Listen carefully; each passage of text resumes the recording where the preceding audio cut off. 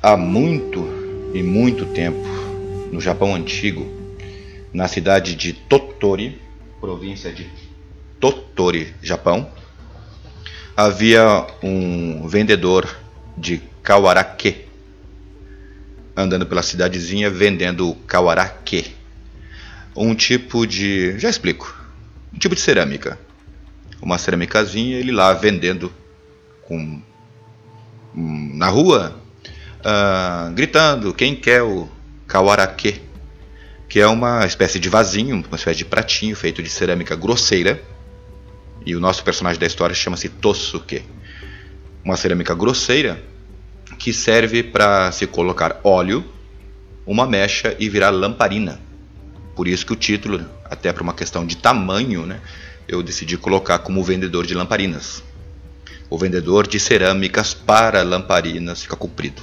Por isso, kawarake.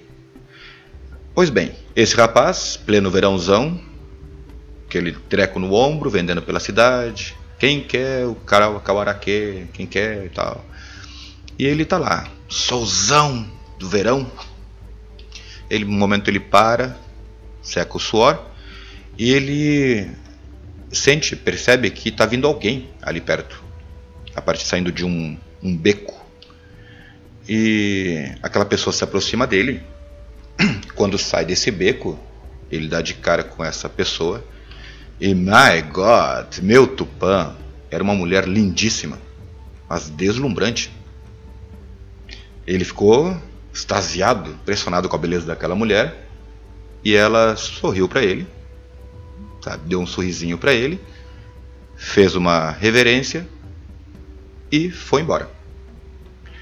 O nosso personagem Tosuke ficou abilolado, tão abilolado que ele decidiu, cara, não posso perder essa. Decidiu seguir a mulher. Hoje não pode, viu? Não pode mais seguir não, viu? Decidiu seguir aquela mulher e ela foi caminhando pela cidade e caminhou. E ele atrás. E ela caminhou e caminhou e caminhou pra caramba. Foram horas de caminhada. Ela passou por uma ponte e ele atrás, até que finalmente ela chegou diante de um casarão enorme, imenso. E entrou no casarão. Uma casa de rico. Tosuke, por sua vez, sem saber o que fazer, parou em frente da casa. Bato, não bato. Decidiu não bater na porta. E decidiu ficar ali. Mesmo porque ele estava até perdido, né? Não sabia mais onde é que ele estava. Se sentou ali em frente daquela casa e anoiteceu. E lá ele pensando na beleza daquela mulher. E nesse momento que ele estava divagando, a porta se abre e aparece uma senhora que deu um susto nele. Ele prontamente se ajoelhou e pediu desculpas por estar em frente à casa daquela senhora, porque ela perguntou: o que está fazendo aí? Quem é o senhor? Não, eu sou um vendedor de cerâmicas para lamparinas, me perdi e eu peço encarecidamente que a senhora me dê pousada, que a senhora permita que eu passe a noite na sua casa. Mil desculpas pelo mau jeito. E a senhora simpática falou: não, pode passar a noite aqui em casa, não tem problema. Até de certa forma até meio comum, viu, Cupinches? Até dependendo da situação, é mais ou menos comum até hoje em dia ainda esse tipo de situação de estranhos passarem a noite na casa de alguém, se fazer um favor de pousada. Assim que ele tomou banho, comeu, e mais tarde, enquanto estava lá pensativa, essa senhora apareceu com um chá para ele. Se sentaram os dois e essa senhora falou assim: tu não está perdido coisa nenhuma. Na verdade, tu veio atrás daquela moça. Ela falou com uma firmeza que ele ficou. Veio atrás daquela moça. E ele foi pego de surpresa, né? Nossa! Na verdade, essa moça não mora aqui. Ela não é filha dessa casa. Ela mora em outro lugar. E, só que tem uma coisa. Ela deixou um enigma. Me fugiu agora a palavra. Um handimono. Um enigma. Para quem se interessar resolver esse enigma e ir atrás dela. Quando ela falou handimono, essa senhora falou handimono, ou seja, um enigma, o próprio Tosuke também não compreendeu. Handi? porque essa palavra não é muito usada nem antigamente, nem hoje em dia. Enigma. E assim que essa senhora foi lá para o fundo e trouxe de volta o enigma para que ele resolvesse. O enigma que ela trouxe era uma tigela com água, com uma pequena pedrinha dentro, uma agulha e um longo fio de linha. Estranho, né? A senhora colocou esse objeto na frente do Tosuke e falou assim: se tu quiser encontrar ela, tu vai precisar resolver esse enigma, interpretar esse enigma. Assim que o Tosuke, né, pegou aqueles objetos nas mãos, se aproximou, olhou para tudo, aquela coisa sem sentido nenhum naquele momento e pensou nela. Pensou e pensou, ao ponto de que, peraí que eu acho que eu já saquei. Saquei, entendi o enigma. Aqui, Copenchas, é um enigma com um jogo de palavras em japonês. E fica difícil até de traduzir. Para quem entende japonês, é moleza. Mas para não, né? Ele conseguiu ler naquela tigela, na província de Harima, onde espera longamente em uma saudosa vila. Só pelos objetos. Por quê? Porque país de Harima, Hari é agulha em japonês. A província das agulhas, por causa da agulha. Onde espera longamente, porque era o fio de linha longo. E, por sua vez, saudosa vila, ou nostálgica vila, é por causa de Koishi, pequena pedra, cuja pronúncia de Koishi, além de ser pequena pedra, é parecido com Koishi-i, saudade, paixão, nostalgia. Daí que ele conseguiu essa parte do enigma resolver de forma até mais ou menos fácil. Província de Harima, por causa da agulha, espera longamente, por causa da linha, a saudosa vila, por causa da pedrinha. Certo? Essa parte está resolvida. A senhora ficou impressionada. Nossa, resolveu bem, o senhor é inteligente. Prossiga. E por que tu chegou a essa conclusão? Aí ele explica para a senhora: a agulha representa a província de Harima, o longo fio representa a longa espera dela, e por sua vez a pedrinha, Koishi e saudosa vila. Mais uma vez, ela muito bem acertou. Mais uma vez ele aproximou o resto do enigma do rosto. Simples. Na casa de tigelas está Omizu-san. Foi o final do enigma. Casa de tigelas por causa da própria tigela em si. E Omizu, água, né? Mizu é água em japonês. Omizu-san, senhora água. Ou seja, o enigma completo, Copenchas, a tradução total do enigma completo é que na província de Harima, onde espera longamente em uma saudosa vila, na verdade a vila da saudade, a vila da nostalgia, na casa onde vende tigelas está a moça chamada Omizu. Ele conseguiu vencer o enigma, só aqueles objetos ali, que representavam. Depois eu explico um pouquinho mais sobre Handi, viu, que foi muito, esse tipo de enigma foi muito popular no período Edo. Resolvido o enigma, essa parte do enigma, a senhora, sim, exatamente, está na província vizinha de Harima, está na vila de Koishi, e ela está esperando que o senhor vá. De muitos homens que apareceram aqui, o senhor é o primeiro que conseguiu resolver esse enigma. Vá atrás dela. Assim que o Tosuke correu, viajou até a província vizinha, naquela época, né, a província de Harima, que hoje não existe mais, era uma província antiga japonesa. E foi, e viajou, e andou até que chegou numa vila, a vila de Koishi, vila da saudade, vila da nostalgia, e se dirigiu até o único local onde fabricavam cerâmicas e vendiam cerâmicas. A Karatsuyaki Harimaya é o nome do estabelecimento. Lá chegando, ele conversou com o dono do estabelecimento, se ajoelhou e explicou tudo o que havia acontecido.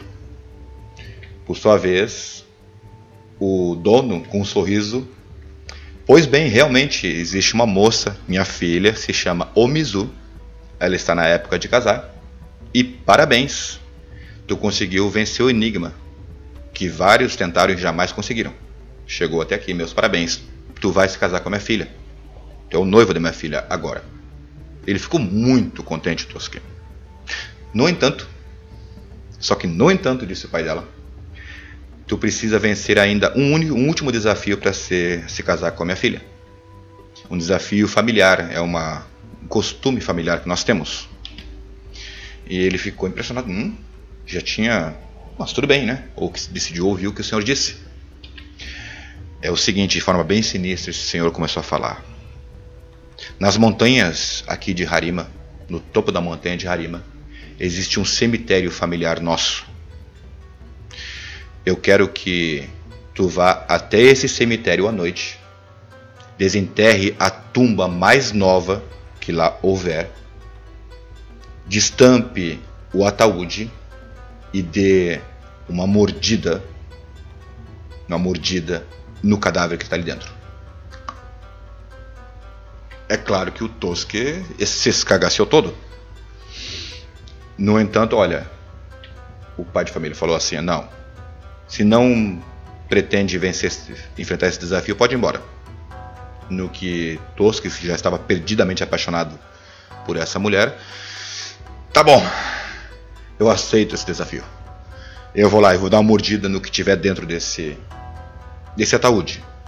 Aliás, né, o último a morrer nessa família era o avô, que havia morrido já há algumas semanas, segundo disse o dono, o pai da noiva.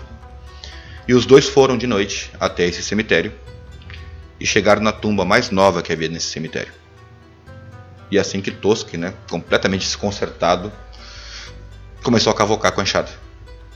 E cavocou por um tempo, até que bateu no tampo de madeira do kan-oke. Kan-oke, até hoje é utilizada essa palavra para designar caixões no Japão. Só que kan-oke, na verdade, é barril. Oke é uma espécie de balde de madeira, barril de madeira, que era o método antigo de enterrar os mortos lá pela Idade Média no Japão, ou 1600 até 1700. Colocavam um morto de cócoras dentro de um barril de madeira. Por isso que eu disse ataúde e não caixão. Pois bem, um pouco pressionado porque o sogro estava ali, Tosuke, louco de medo, pegou aquela tampa, segurou aquela tampa, puxou a tampa. Mano do céu, olha o que estava ali dentro. Um cadáver estourado, rebentado, horrível. Aquilo não era desse mundo de tão feio. Tosuke levou um susto que caiu de joelhos. Olha, rapaz, caiu de joelhos rezando. Isso era demais para qualquer pessoa. Era enlouquecedor, um monstro, mas era um cadáver, nada mais. E ele lá rezando Namandabo, e naquela angústia parou e pensou, mas peraí, se eu não vencer esse desafio, não posso me casar com ela. Mordeu um cadáver, Copenchas, de semanas enterrado. Tô fora.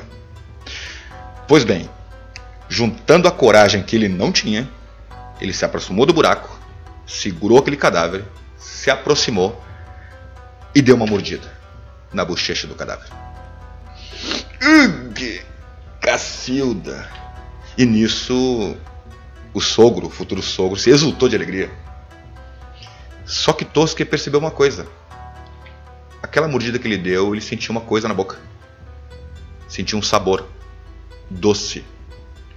Era uma coisa doce na boca dele. Ele, mas isso aqui é açúcar. E o senhor deu aquela risadona, aquela gargalhada. Desculpa eu fazer essa pegadinha. Isso é só um boneco feito de farinha e açúcar. Mas é que eu precisava testar a tua coragem. Para que fosse... testar a tua coragem e valor. Para que fosse realmente merecedor da minha filha, que se tornasse meu genro. Você pode casar sim com a Mizu, ou Mizu. E tudo correu às mil maravilhas. Os dois se deram muito bem. Se casaram de fato. Olha que bonitinha. Se casaram de fato. E foram felizes para sempre. Inclusive, ele, como vendia cerâmicas, né? E essa loja, esse estabelecimento assava e vendia cerâmicas de Bizen, famosas cerâmicas do Japão. Ele seguiu um negócio, tornou gerente e teve uma vida muito rica. Essa é a história do vendedor de lamparinas Copenchas. no qual é uma lenda da província de Tottori, no Japão, antiga, né? Em relação com a antiga província de Harima. Tottori é aquele quadradinho vermelhinho, Copenchas. E ali está Tottori do lado, né? A antiga província de Harima, que hoje corresponde à província de Hyogo. Copenchas, dentro dessa historinha, aparece o enigma, o Handi, né? Sabe, Handiro em japonês é interpretar. A palavra até não muito usada, mas ainda está em uso. E naquele tempo, durante o período Edo, 1600, essa história deve ser lá pelos anos 1700, por causa do açúcar que aparece ali. Foi comum, Cupinchas, rodarem panfletinhos, principalmente nas capitais, com cartas enigmáticas. As cartas enigmáticas rodaram também no Brasil, em almanaques antigos da década de 70, 80, onde eram desenhos, e as pessoas... É um passatempo, né? Tu observava o desenho, e aí pegava parte da inicial daquele objeto ali e ia montando frases, palavras. Como aqueles joguinhos de passatempo da Coquetel, Palavras Cruzadas. Eu trouxe alguns exemplos aqui de uma publicação que eu fiz lá em 2012 no Rusumé.com, onde um desses desenhos do período Edo, lá para o 1650, mostra no alto um Tenjin, ou Tenshin, um deus dos estudos, um Tenshin. E dizia no lado contrário do panfleto, pega a primeira parte de Tenshin, Ten. No meio tem um koma, uma pecinha do xadrez japonês shogi, um pu, fu ou pu. E por sua vez metade, a parte traseira de um torá, um tigre. Ten, hu, ra, tempura. Ou seja, tempura, a comidinha. Pegando só as partes das sílabas do começo, de tenjin, pu e torá, ra, tempura.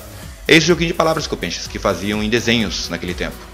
Um outro exemplo é uma mulher ao contrário, uma esposa ao contrário, que esposa em japonês é tsuma. Ao contrário, matsu, pinheiro. Eram joguinhos bobinhos assim, alguns bem complexos, hein? Esse eu trouxe os mais simples, só pra gente ter uma ideia, viu? Desses handi-e do período Edo. Cotovelo com árvore. Cotovelo é hiji em japonês, ki é árvore. Hijiki, um tipo de alga marinha temperada que se coloca isso na comida.